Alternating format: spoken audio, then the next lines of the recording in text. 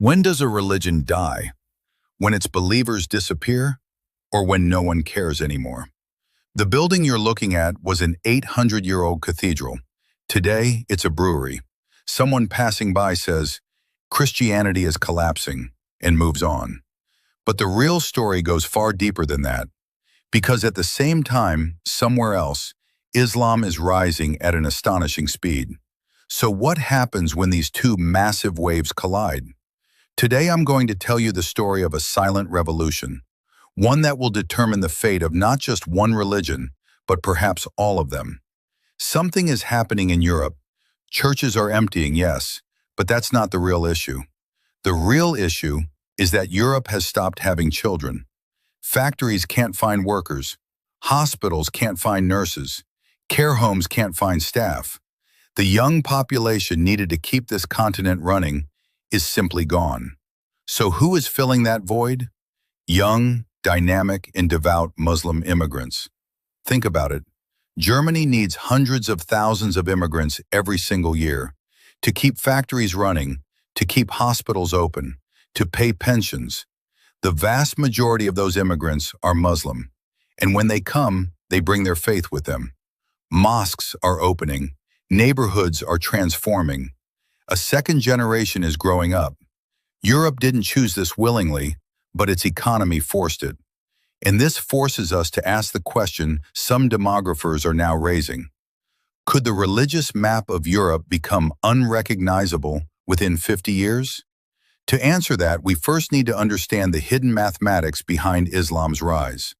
Because there's a number most people don't know about. There's a rule in demography. For a society not to disappear, a woman must give birth to an average of 2.1 children in her lifetime. This is called the replacement threshold. Any society that falls below it slowly fades away. Christian Europe is far below that threshold. Germany, Italy, Spain, Sweden, all of them are sounding the alarm. Muslim societies are still above it, but there's a critical point here. In Muslim countries like Iran and Turkey, as education levels rise and cultural development accelerates, birth rates are falling fast.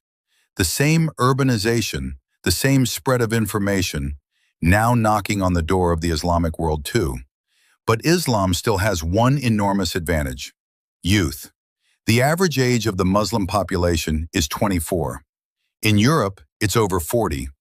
A young population means more children. And this simple difference is shifting the global balance. The projections are clear. At this rate, by 2075, Islam will overtake Christianity and become the world's largest religion. And let's say this plainly, fewer children are being born. Those children grow up and don't believe. The elderly die. Churches empty. If this cycle is not broken, Christianity in Europe will effectively cease to exist within a few generations. This is not a prophecy. This is arithmetic. But there's one assumption all these calculations rest on. And if that assumption collapses, everything changes. What is that assumption? That Muslims will remain this devout. What if they don't? Look at Japan. The vast majority of the population identifies as having no religion. But those same people perform Shinto rituals. They hold Buddhist funerals. This isn't Western-style atheism. This is faith becoming hollow.